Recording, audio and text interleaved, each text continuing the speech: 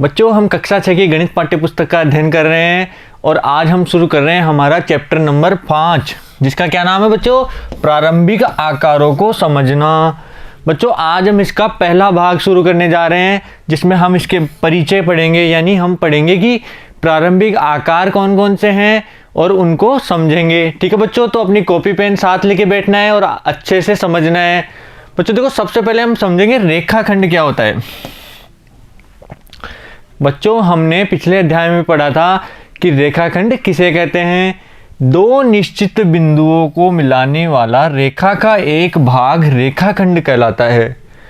मतलब एक रेखा है, उस पर कोई दो बिंदु लिए, उन दोनों को मिलाने वाला जो रेखा का भाग है वह रेखाखंड कहलाएगा। बच्चों देखो, यहाँ ए और बी दो बिंदु दिख रहे हैं सभी को, इनको एक रेखाखंड यानी एक रेखा से मिलाया गया, तो यहाँ ए बी क्या है? रेखाखंड है। इसको अपन लिखेंगे रेखाखंड ए बी। क्या लिखेंगे बच्चों? रेखाखंड ए बी। या इसको इस तरीके से भी व्यक्त कर सकते हैं, ए बी के ऊपर एक लाइन खींचकर। कैसे? ए बी और ऊपर एक लाइन। इसका मतलब क्या है कि ए और बी बिंदुओं को मिलाने वाली एक रेखा है, जिसको हम रेखाखंड ए बी कह रहे हैं।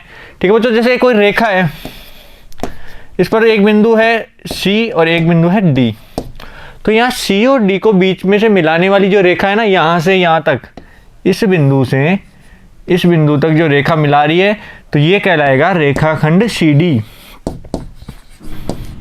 क्या कहलाएगा बच्चों? रेखाखंड सी डी। ये रेखा भी है, लेकिन सी और डी के बीच का जो भाग है ना, वो क्या कहलाएगा? रेखाखंड सी डी। तो बच्चों समझ में आया सभी को कि दो निश्चित बिंदुओं को मिलाने वाला रेखा का एक भाग रेखाखंड कहलाता है। और बच्चों इसको व्यक्त करना भी आ गया कि किस प्रकार रेखाखंड को लिखा जाता है। ठीक है बच्चों, समझ में आया सभी को? अब देखो रेखाखंड का मापन। किसी भी रेखाखंड को किस प्रकार से मापा जा सकता है?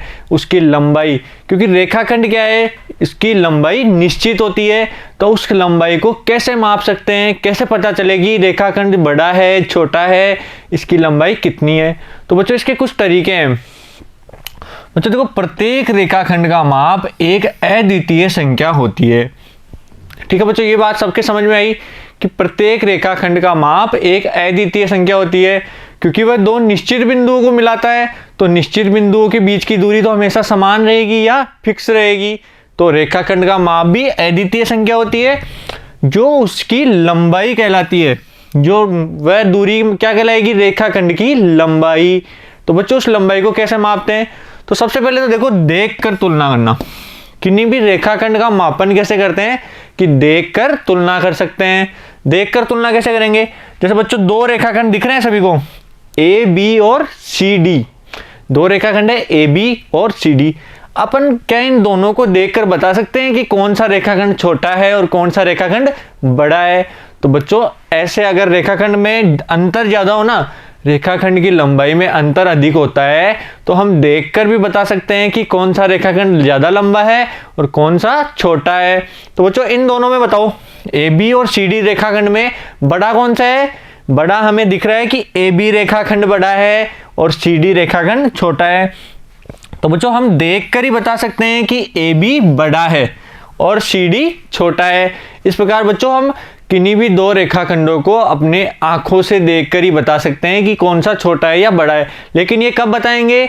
जब उनकी लंबाई में अंतर अधिक हो। अब बच्चों इसका दूसरा तरीका देखो, अक्ष द्वारा तुलना।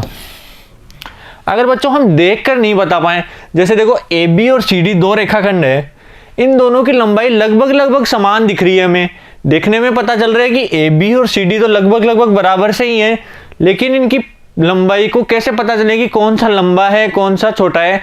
तो एक विधि है अक्ष द्वारा तुलना। अक्ष द्वारा तुलना कैसे की जाती है? तो देखो बच्चों, ए बी और सी डी की तुलना के लिए हम एक अक्ष कागज का प्रयोग करते हैं। अक्ष कागज क्या होता है बच्चों? एक ऐसा कागज जिसके आर पार दिखाई देता हो, यानी जिसके नीचे की लाइन भी दिखाई दे। जैसे बच्चों एक कागज लिया हमने, इस कागज के ऊपर हम कोई लाइन खींचेंगे, तो इस लाइन को पीछे स्थित किसी भी लाइन के ऊपर रखें तो हमें नीचे वाली लाइन भी दिखाई दे और ऊपर खींची हुई लाइन भी दिखाई दे। तो ऐसे कागज को क्या कहते हैं? अक्ष कागज, जिसमें नीचे का अक्ष भी दिखाई देता हो। तो बच्चों देखो ए बी और सी डी की तुलना करने के लिए एक अक्ष कागज का प्रयोग करेंगे। अक्ष कागज पर सी डी रेखाखंड का अक्ष खींचते हैं। सबसे पहले क्या करेंगे कि अक्ष कागज पर सी डी रेखाखंड का अक्ष खींच लेंगे। ठीक है बच्चों, समझ गए सभी। फिर क्या करेंगे, तथा इसे ए बी पर रखेंगे। पहले सबसे पहले कागज लेंगे, कॉपी के ऊपर जहां भी हमारी सी डी रेखाखंड बना हुआ है उसके ऊपर अक्ष कागज को लिखेंगे और सी डी की जितनी लाइन खींच लेंगे। ठीक है बच्चों, समझ गए। अब इस कागज को उठाकर ए बी के ऊपर रख देंगे। तो ए बी और सी डी दोनों की लंबाई हमें दिख रही है कि ए बी इतना बड़ा है और जैसे सी डी यहाँ से यहाँ तक आया, तो हम अक्ष कागज के हिसाब से हम तुलना करके बता सकते हैं कि ए बी बड़ा है या सी डी बड़ा है। तो अब हम बता सकते हैं कि ए बी और सी डी में कौन बड़ा है। ठीक है बच्चों, तो अक्ष कागज का उपयोग करना समझ में आया। एक ऐसा कागज जिसके पारदर्शी हो या आर पार दिखाई देता हो, तो उस कागज को पहले सी डी के ऊपर रखा, सी डी के ऊपर रख के उस कागज पे सी डी जितनी लाइन खींच ली नाप के। ठीक है बच्चों, समझ गए। फिर उस कागज को उठा के ए बी के ऊपर रखा, फिर ए बी और सी डी की तुलना करी, जिससे हमें पता चल गया कि ए बी बड़ा है या सी डी बड़ा है। बच्चों ये तरीका समझ में आया सभी को, अक्ष कागज वाला। अब देखो बच्चों तीसरा तरीका क्या है, रूलर और डिवाइडर द्वारा तुलना। रूलर क्या होता है बच्चों, जो स्केल आता है ना हमारे ज्योमेट्री बॉक्स में, जो एक पुट्ठा या स्केल जिसे बोलते हैं, ऐसे ये चित्र दिख रहा है सभी को, ऐसी आकृति का एक स्केल आता है जिसे हम रूलर कहते हैं। ठीक है बच्चों, समझ में आया सभी को। तो रूलर की सहायता से भी हम रेखाखंड की लंबाई ज्ञात कर सकते हैं और तुलना कर सकते हैं। ठीक है बच्चों, जैसे ये है रूलर, इसके अंदर 1 सेंटीमीटर, ये दूरी कितनी होती है 1 सेंटीमीटर की, और 1 सेंटीमीटर में कितने mm होते हैं 10 मिलीमीटर। 1 सेंटीमीटर में कितने मिलीमीटर होते हैं 10 मिलीमीटर। जैसे बच्चों यहाँ 1 से ये 0 है, 0 से 1 के बीच में 10 छोटी छोटी लाइनें होंगी जो 1 मिलीमीटर को दर्शाती है। प्रत्येक लाइन 1 मिलीमीटर को दर्शा रही है। तो 0 से शुरू करेंगे तो 1 2 3 4 5 6 7 8 9 और 10वीं लाइन है ना, वो बड़ा 1 सेंटीमीटर हो जाएगा पूरा। ऐसे ही 1 के बाद फिर 1 और 2 के बीच में भी 10 लाइनें हैं। तो इस प्रकार पूरा जो रूलर होता है वो मिलीमीटरों में डिवाइड रहता है। तो इसकी सहायता से हम किसी भी रेखाखंड की लंबाई ज्ञात कर सकते हैं। जैसे बच्चों एक रेखाखंड है ए बी, हमें इसकी लंबाई निकालनी है कि लंबाई कितनी है। तो हम क्या करेंगे कि इस ए बी रेखाखंड, जैसे ये रेखाखंड है ना ए बी, इस ए बी रेखाखंड के पास में अपना रूलर ले जाएंगे। रूलर को कैसे रखेंगे कि इसका 0 वाला सिरा इस ए बिंदु पर रहे। कहाँ, रूलर का जो 0 है ना वो इस ए बिंदु पर रहे। अब ये लाइन जहां खत्म हो रही है ना वहां रूलर पर निशान लगा लेंगे। रूलर के ऊपर क्या करेंगे निशान, और इसको नापेंगे। जैसे देखो 0 से 1 2 3 4 5 तक तो पूरे हैं। फिर 5 के बाद मिलीमीटर वाली लाइन गिननी है। जैसे 5 के बाद 1 2 3 4 5 6 7 8, तो 8 पर जाकर बी बिंदु आ रहा है। ठीक है बच्चों, तो इस रेखाखंड की लंबाई कितनी होगी 5 सेंटीमीटर तो पूरे हैं और आगे 8 मिलीमीटर और हैं, तो इसको लिखेंगे 5.8 सेंटीमीटर।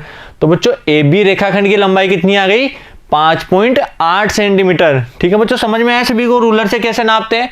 अब बच्चों डिवाइडर से भी नाप सकते हैं। डिवाइडर सब जानते हो कैसा होता है, ऐसा देखा है प्रकार, दोनों तरफ जिसके सुई होते हैं, अपने ज्योमेट्री बॉक्स में आता है जिसके दोनों तरफ सुए होते हैं। तो उसकी सहायता से कैसे नापते हैं, जैसे एक को ए पर रखा और दूसरे को बी पर रखा, दोनों सिरों को ए और बी पर रख दिया। अब उसको हिलाए बिना स्केल पर रखेंगे, एक सिरा 0 पर और दूसरा सिरा जहां आ रहा है ना, उस डिवाइडर का दूसरा सिरा जहां आएगा उतनी लंबाई का हमारा रेखाखंड हो जाएगा। तो बच्चों इस प्रकार डिवाइडर की सहायता से भी हम किसी भी रेखाखंड की लंबाई को नाप सकते हैं। ठीक है बच्चों, समझ में आया सभी को। इस प्रकार हम रेखाखंडों की तुलना कर सकते हैं।